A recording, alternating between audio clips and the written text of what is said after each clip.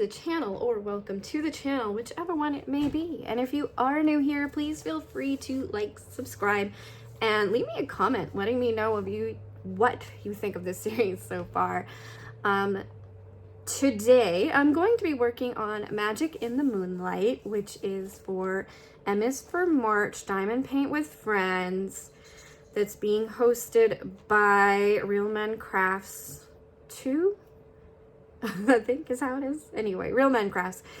And I'm going to be doing the second episode of the series, Fables, Myths, and Legends.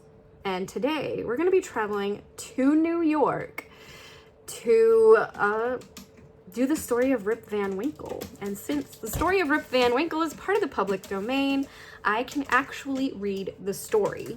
So I'm going to read the story and talk a little bit about it as well while I am working on Magic in the Moonlight. So pull out your whip, whatever you're working on, diamond painting, crochet, cross stitch, woodwork, anything that you happen to be working on, and join me in this reading of the story. You can use this as a podcast as well. I'm probably going to turn it into a podcast, so it will be one, as well as the video. So I do hope you enjoy, and let's get into it. We've spent some time in Massachusetts, and now it's time to move on. We grab some coffee and donuts at Dunkin', climb back into our car, and start the 3-hour and 12-minute drive to Irvington, New York. We are heading to stay next at the Hunter Mountain Ski Resort. We aren't going for skiing, but to see a statue.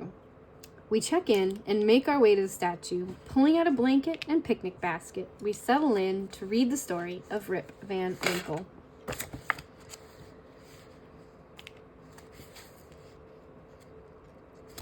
Whoever has made a voyage up the Hudson must remember the Catskill Mountains. They are a dismembered branch of the great Appalachian family and are seen away to the west of the river, swelling up to a noble height and lording it over the surrounding country. Every change of season, every change of weather, indeed, every hour of the day produces some change in the magical hues and shapes of these mountains, and they are regarded by the old good wives, far and near, as perfect barometers.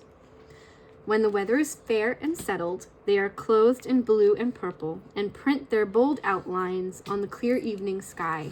But sometimes, when the rest of the landscape is cloudless, they will gather a hood of gray vapors about their summits, which in the last rays of the setting sun will glow and light up like a crown of glory. At the foot of these fairy mountains, the voyager may have descried the light smoke curling up from a village whose shingle roofs gleam among the trees, just where the blue tints of the upland melt away into the fresh green of the near landscape. It is a little village of great antiquity, having been founded by some of the Dutch colonists in the early times of the province, just about the beginning of the government of the good Peter Stuyvesant. May he rest in peace. And there were some of the houses of the original settlers standing within a few years, built of small yellow bricks brought from Holland, having latticed windows and gabled fronts surmounted with weathercocks. In that same village, and in one of these very houses, which, to tell the precise truth, was sadly time-worn and weather-beaten, there lived many years since, while the country was yet a province of Great Britain, a simple, good-natured fellow of the name of Rip Van Winkle. He was a descendant of the Van Winkles, who figured so gallantly in the chivalrous days of Peter Stuyvesant and accompanied him to the siege of Fort Christina. He inherited, however, but little of the martial character of his ancestors. I have observed that he was a simple, good-natured man. He was, moreover, a kindly neighbor, an obedient, henpecked husband. Indeed, to the latter circumstance might be owing the meekness of spirit for which gained him such universal popularity. For those men are most apt to be obsequious and conciliating abroad, who are under the discipline of shrews at home. Their tempers, doubtless, are rendered pliant and malleable in the fiery furnace of domestic tribulation. And a curtain lecture is worth all the sermons in the world for teaching the virtues of patience and long-suffering. A termagant wife may therefore, in some respects, be considered a tolerable blessing. And if so, Rip Van Winkle was thrice blessed. Certain it was that he was a great favorite among all the good wives of the village, who, as usual with the amiable sex, took his part in all family squabbles, and never failed, whenever they talked those matters over in their evening gossipings, to lay all the blame on Dame Van Winkle. The children of the village, too, would shout with joy whenever he approached. He assisted at their sports, made their playthings, taught them to fly kites and shoot marbles, and told them long stories of ghosts, witches, and Indians.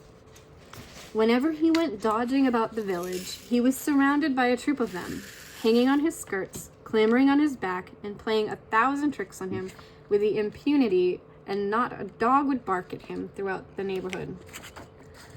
The great error in Rip's composition was an insuperable aversion to all kinds of profitable labor.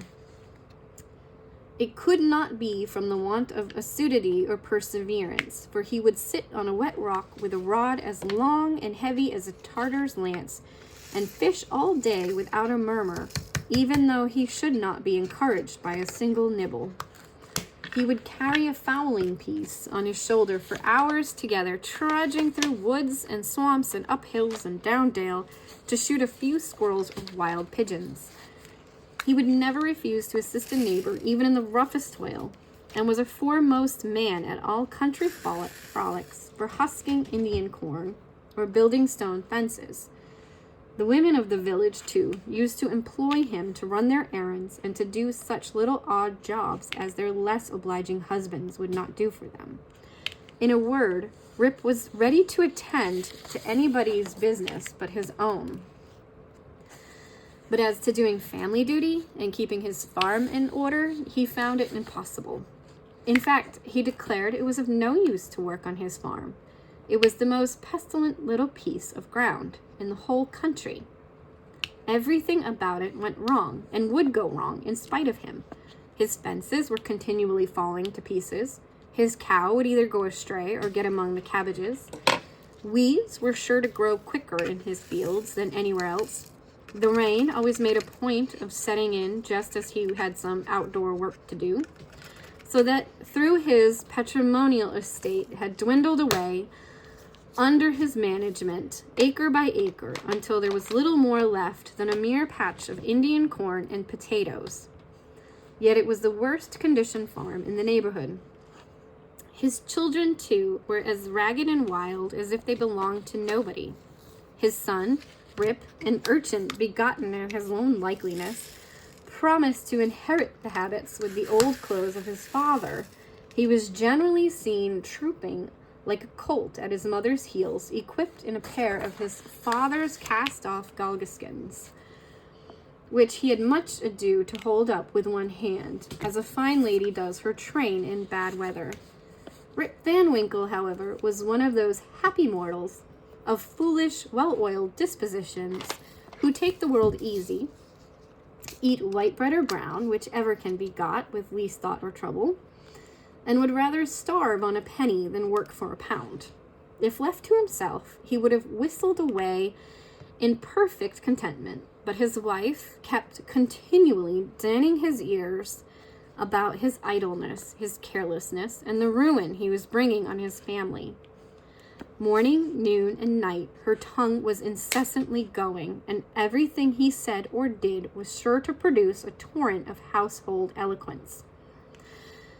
Rip had but one way of replying to all lectures of the kind, and that by frequent use had grown into a habit. He shrugged his shoulders, shook his head, cast up his eyes, but said nothing.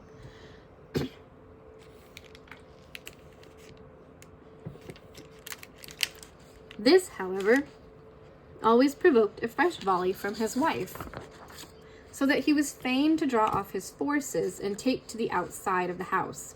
the only side which in truth belongs to a henpecked husband.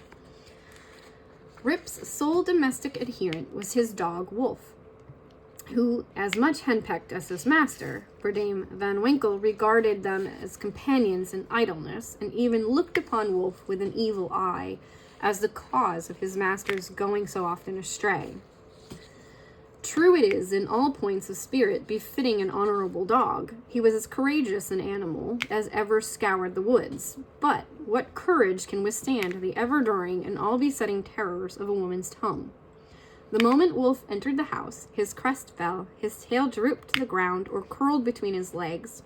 He sneaked about with the gallows air, casting many a sidelong glance at Dame Van Winkle, and at the least flourish of a broomstick or ladle, he would fly to the door with yelping precipitation.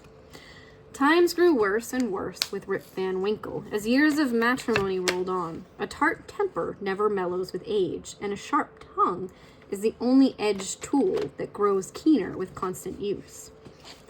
For a long while, he used to console himself when driven from home by frequenting a kind of perpetual club of the sages, philosophers, and other idle personages of the village, which held its sessions on a bench before a small inn.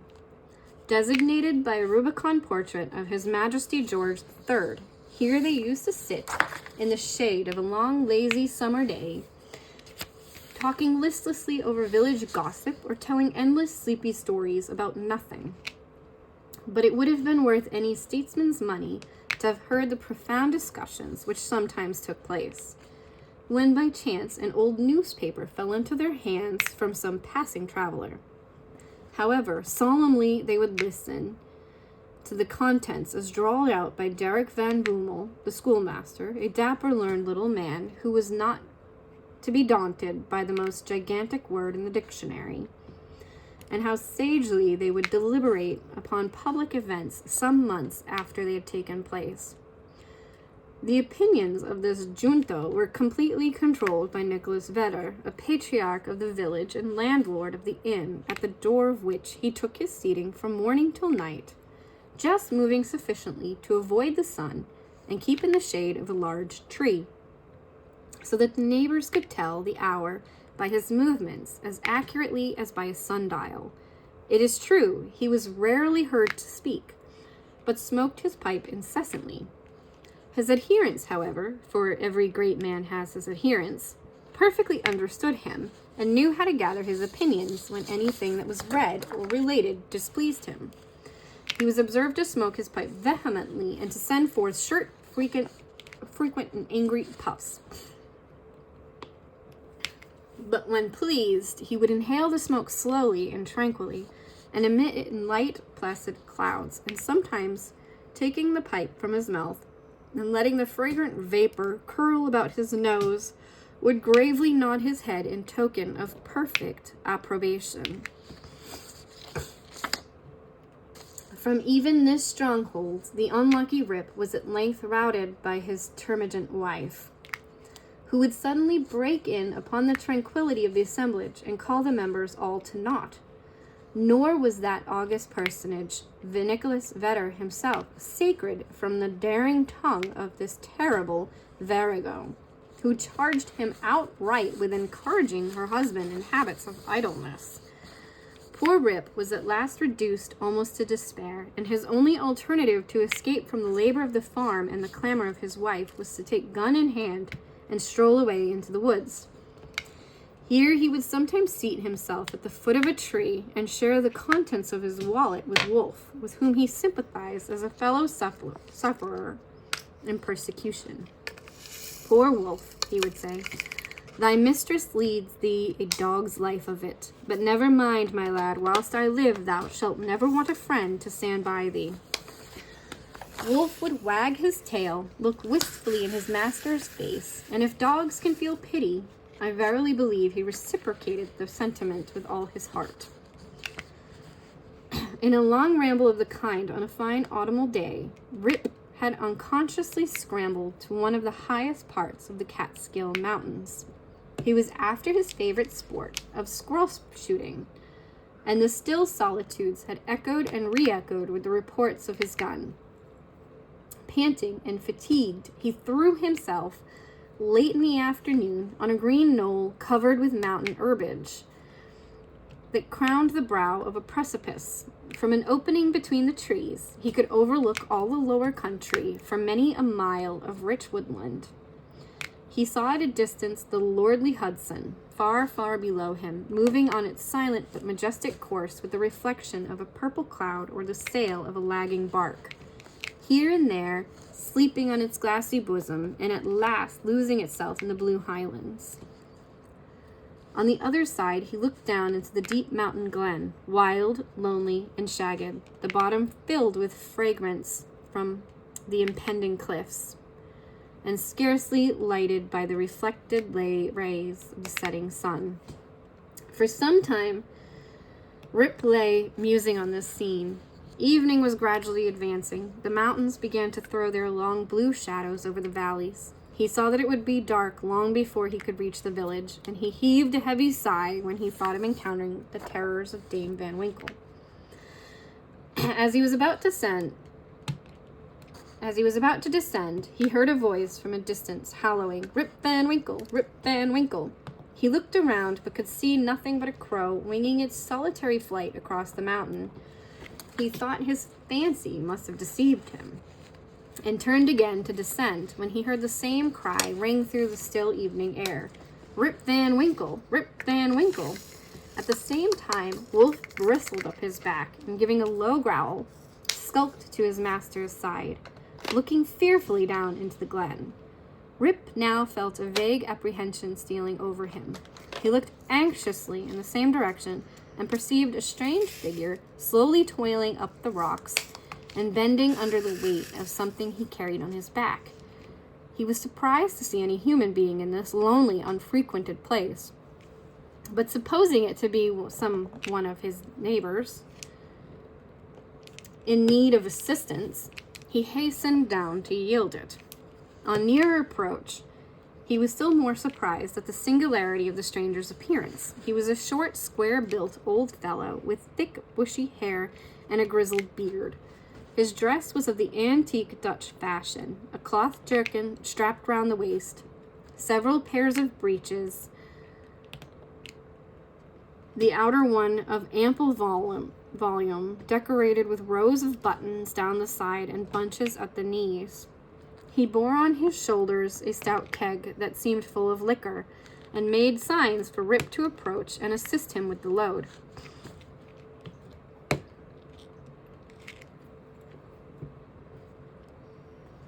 Though rather shy and distrustful of this new acquaintance, Rip complied with his usual alacrity, and mutually relieving each other, they clambered up a narrow gully, apparently the dry bed of a mountain torrent. As they ascended, Rip every now and then heard long rolling peals, like distant thunder, that seemed to issue out of the deep ravine, or rather cleft, between lofty rocks, toward which their rugged path conducted. He paused for an instant, but supposing it to be the muttering of one of those transient thunder showers, which often take place in the mountain heights, he proceeded. Passing through the ravine, they came to a hollow like a small amphitheater, surrounded by perpendicular precipices, over the brinks of which impending trees shot their branches, so that you only caught glimpses of the azure sky and the bright evening cloud. During the whole time, Rip and his companion had labored on in silence, for though the former marveled greatly what could be the object of carrying a keg of liquor up this wild mountain, yet there was something strange and incomprehensible about the unknown that inspired awe and checked familiarity. On entering the amphitheater, new objects of wonder presented themselves. On a level spot in the center was a company of odd-looking personages playing at ninepins. They were dressed in quaint, outlandish fashion. Some wore short doublets, others jerkins, with long knives in their belts, and most of them had enormous breeches of similar style with that of the guides. Their visages, too, were peculiar. One had a large head, broad face, and small piggish eyes. The face of another seemed to consist entirely of nose, and was surmounted by a white sugarloaf hat, set off with a little red cock's tail. They all had beards of various shapes and colors. There was one who seemed to be the commander. He was a stout old gentleman with a weather-beaten countenance. He wore a lace doublet, broad belt and hanger, high-crowned hat and feather, red stockings, and high-heeled shoes with roses in them. The whole group reminded Rip of the figures in an old Flemish painting in the parlor of Domin van Schaik, the village parson, and which had been brought over from Holland at the time of the settlement. What seemed particularly odd to Rip was that though these folks were evidently amusing themselves, yet they maintained the gravest faces, the most mysterious silence, and were withal the most melancholy party of pleasure he had ever witnessed. Nothing interrupted the stillness of the scene but the noise of the balls, which, whenever they were rolled, echoed along the mountains like rumbling peals of thunder. As Rip and his companion approached them, they suddenly desisted from their play and stared at him with such a fixed, statue-like gaze and such strange, uncouth, lackluster countenance that his heart turned within him and his knees smote together. His companions now emptied the contents of the keg into large flagons and made signs to him to wait upon the company. He obeyed with fear and trembling. They quaffed the liquor in profound silence and then returned to their game. By degrees, Rip's awe and apprehension subsided. He even ventured, when no eye was fixed upon him, to taste the beverage, which he found had much of the flavor of excellent Hollands. He was naturally a thirsty soul, and was soon tempted to repeat the draught. One taste provoked another, and he reiterated his visits to the flagon so often that at length his senses were overpowered. His eyes swam in his head gradually declined, and he fell into a deep sleep. On waking, he found himself on the green knoll from whence he had first seen the old man of the glen. He rubbed his eyes. It was a bright, sunny morning. The birds were hopping and twittering among the bushes, and the eagle was wheeling aloft, breasting the pure mountain breeze. Surely, thought Rip, I have not slept here all night. He recalled the occurrences before he fell asleep. The strange man with the keg of liquor, the mountain ravine, the wild retreat among the rocks, the woebegone party at Ninepins, the flagon. Oh, that wicked flagon, thought Rip. What excuse shall I make to Dame Van Winkle? He looked round for his gun, but in place of the clean, well-oiled fowling piece, he found an old firelock lying by him, the barrel encrusted with rust, the lock falling off, and the stock worm eaten. He now suspected that the grave roysters of the mountain had put a trick upon him, and having dosed him with liquor, had robbed him of his gun. Wolf, too, had disappeared, but he might have strayed away after a squirrel or partridge. He whistled after him and shouted his name, but all in vain. The echoes repeated his whistle and shout, but no dog was to be seen. He determined to revisit the scene of the last evening's gambol, and if he met with any of the party, to demand his dog and gun. As he rose to walk, he found himself stiff in the joints and wanting in his usual activity. These mountain beds do not agree with me, thought Rip, and if this frolic should lay me up with a fit of rheumatism, I shall have a blessed time with Dame Van Winkle. With some difficulty, he got down into the glen. He found the gully up which he and his companion had ascended the preceding evening, but to his astonishment, a mountain stream was now foaming down it, leaping from rock to rock, and filling the glen with babbling murmurs. He, however, made shift to scramble up its side, working his toilsome way through thickets of birch, sassafras, and witch hazel, and sometimes tripped up or entangled upon the wild grape vines that twisted their coils and tendrils from tree to tree, and spread a kind of network in his path. At length he reached to where the ravine had opened through the cliffs of the amphitheater, but no traces of such opening remained. The rocks presented a high, impenetrable wall over which the torrent came tumbling in a sheet of feathery foam and fell into a broad, deep basin, black from the shadows of the surrounding forest. Here, then, poor Rip was brought to a stand. He again called and whistled after his dog. he was only answered by the cawing of a flock of idle crows, sporting high in the air about a dry tree that overhung a sunny precipice, and who, secure in their elevation, seemed to look down and scoff at the poor man's perplexities.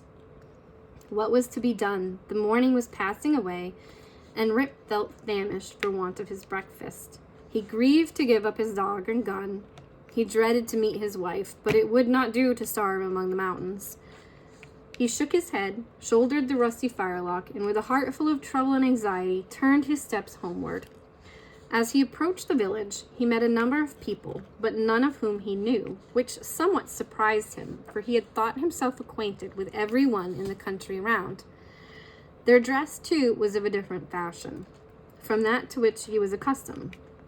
They all stared at him with equal marks of surprise, and whenever they cast eyes upon him, invariably stroked their chins. The constant recurrence of this gesture induced Rip involuntarily to do the same, when, to his astonishment, he found his beard had grown a foot long. He had now entered the skirts of the village. A troop of strange children ran at his heels, hooting after him and pointing at his gray beard. The dogs, too, not one of which he recognized for an old acquaintance, barked at him as he passed. The very village was altered. It was larger and more populous. There were rows of houses which he had never seen before, and those which had been his familiar haunts had disappeared. Strange names were over the doors, strange faces at the windows. Everything was strange. His mind now misgave him. He began to doubt whether both he and the world around him were not bewitched. Surely this was his native village, which he had left but a day before. There stood the Catskill Mountains. There ran the silver Hudson at a distance. There was every hill and dale precisely as it had always been. Rip was solely perplexed. The flag on last night, though, he thought has addled my poor head sadly.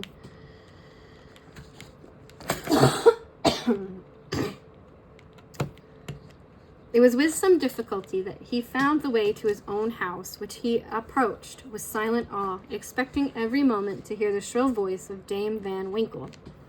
He found the house gone to decay, the roof fallen in, the windows shattered, and the doors off the hinges.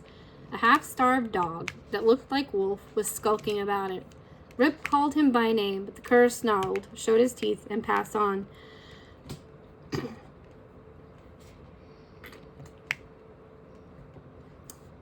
This was an unkind cut, indeed. My very dog, sighed poor Rip, has forgotten me. He entered the house, which, to tell the truth, Dame Van Winkle had always kept in neat order. It was kept forlorn and apparently abandoned. This desolateness overcame all his conniving fears. He called loudly for his wife and children. The lonely chambers rang for a moment with his voice, and then all again was silence. He now hurried forth and hastened to his old resort, the village inn, but it too was gone. A large, rickety wooden building stood in its place with great gaping windows, some of them broken, and mended with old hats and petticoats, and over the door was painted the Union Hotel by Jonathan Doolittle. Instead of the great tree that used to shelter the quiet little Dutch inn of yore, there now was reared a tall, naked pole with something on the top that looked like a red nightcap. And from it was fluttering a flag, on which was a singular assemblage of stars and stripes. All this was strange and incomprehensible. He recognized on the sign, however, the ruby face of King George, under which he had smoked so many a peaceful pipe. But even this was singularly metamorphosed. The red coat was changed from one of blue and buff. A sword was held in the hand instead of a scepter, and the head was decorated with a cocked hat, and underneath was painted, in large characters, George Washington.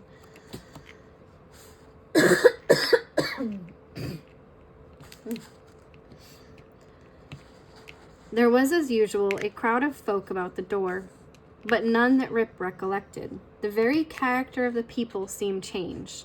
There was a busy, bustling, tempestuous tone about it, instead of the accustomed phlegm and drowsy tranquillity.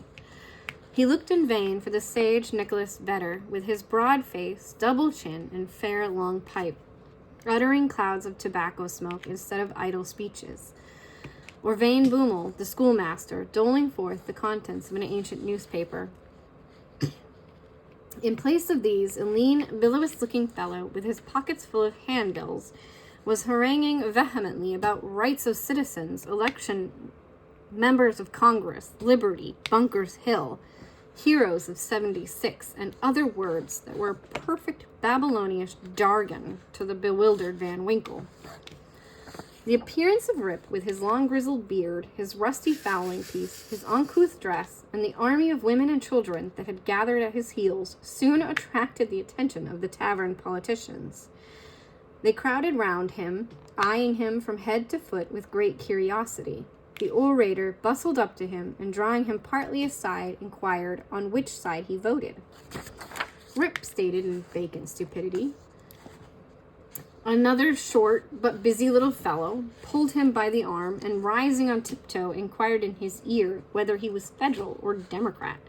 Rip was equally at a loss to comprehend the question, when a knowing, self-important old gentleman in a sharp cocked hat made his way through the crowd, putting them to the right and left with his elbows as he passed, and planting himself before Rip Van Winkle with one arm akimbo and the other resting on his cane, his keen eyes and sharp hat penetrating, as it were, into his very soul, demanded in an austere tone what brought him to the election with a gun on his shoulder and a mob at his heels, and whether he meant to breed a riot in the village.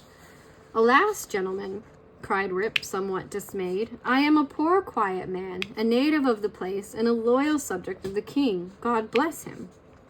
Here a general shout burst from the bystanders. A Tory, a spy, a refugee, hustle him, away with him."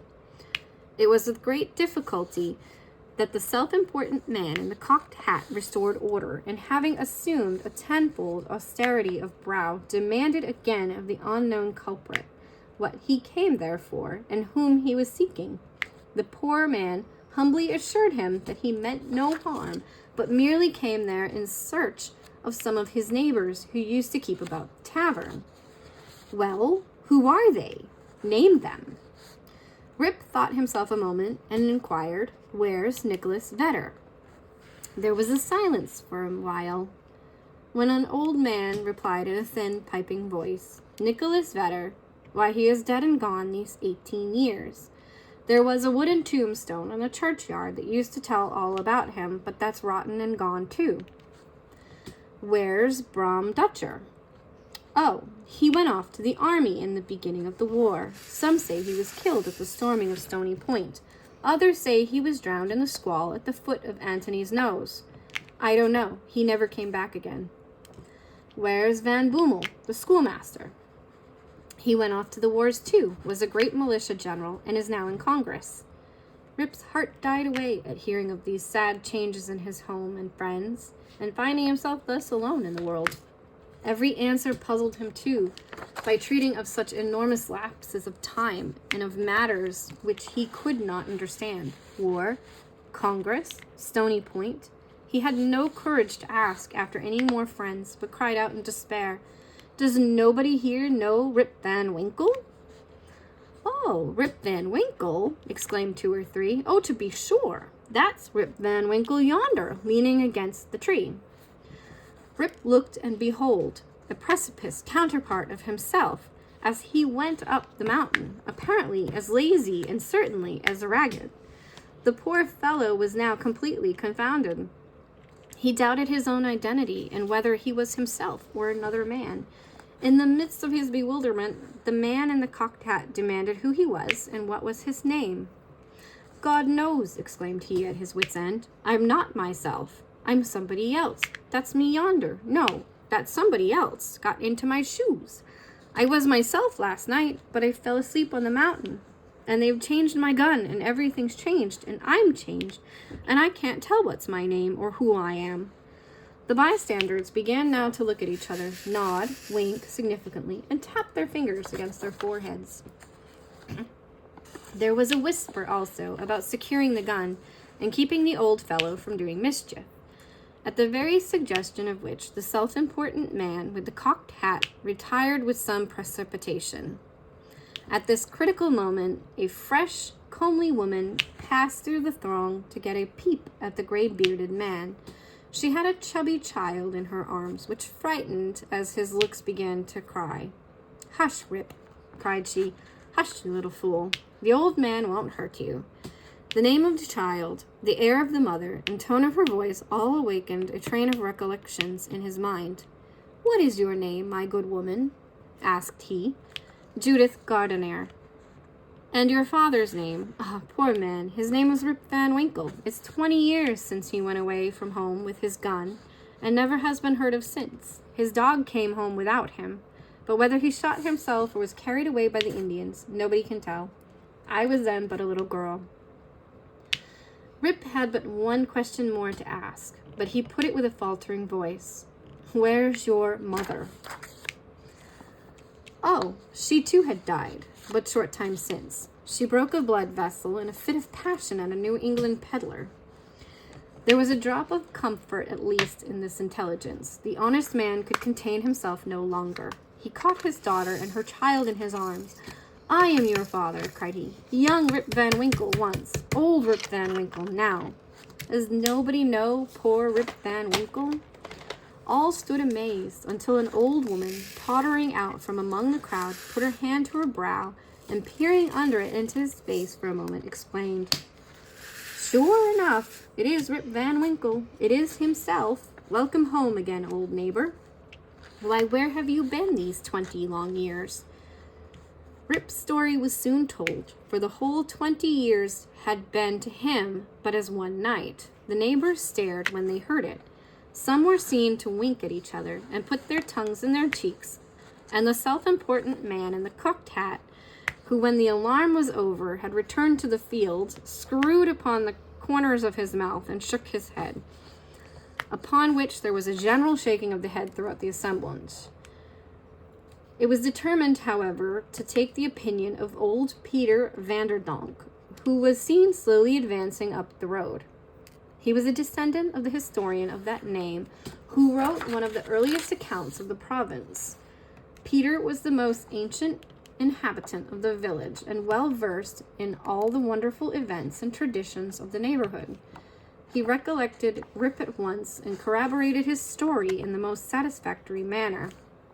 He assured the company that it was a fact handed down from his ancestor, the historian, that the Catskill Mountains had always been haunted by strange beings, that it was affirmed that the great Hendrik Hudson, the first discoverer of the river and country, kept a kind of village there ever 20 years, with his crew of the Half Moon being permitted in this way to revisit the scenes of his enterprise and keep a guardian eye upon the river and the great city called by his name.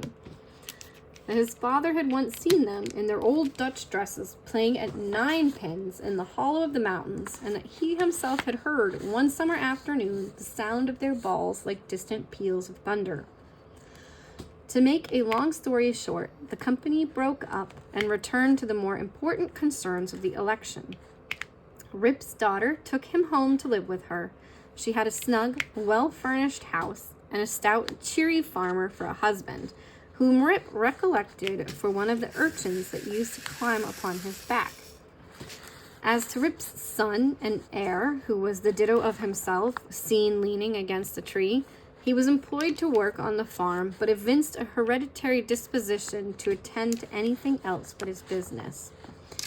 Rip now resumed his old walks and habits. He soon found many of his former cronies, though all rather the worse for the wear and tear of time, and preferred making friends among the rising generations, with whom he soon grew into great favor. Having nothing to do at home, and being arrived at that happy age when a man can do nothing with impunity, he took his place once more on the bench at the inn door, and was reverenced as one of the patriarchs of the village, and a chronicle of the old times before the war. It was some time before he could get into the regular track of gossip, or could be made to comprehend the strange events that had taken place during his torpor. How that there had been a revolutionary war, that the country had thrown off the yoke of old England, and that instead of being a subject of His Majesty George III, he was now a free citizen of the United States. Rip, in fact, was no politician. The changes of states and empires made but little impression on him. But there was one species of despotism under which he had long groaned, and that was petticoat government. Happily, that was at an end, and he got his neck out of the yoke of matrimony, and could go in and out whenever he pleaded, without dreading the tyranny of Dame Van Winkle.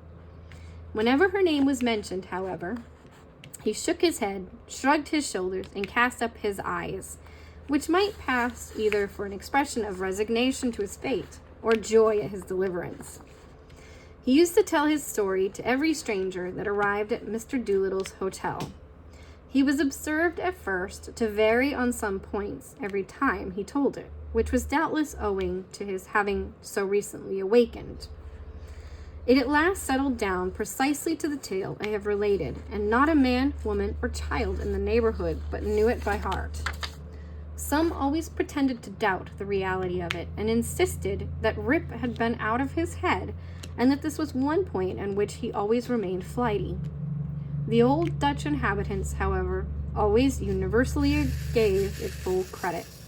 Even to this day, they never hear a thunderstorm or a summer afternoon about the Catskills, but they say Hendrik Hudson and his crew are at their game of ninepins, and it is a common wish of all henpecked husbands in the neighborhood, when life hangs heavy on their hands, that they might have a quiet draught out of Rip Van Winkle's flagon.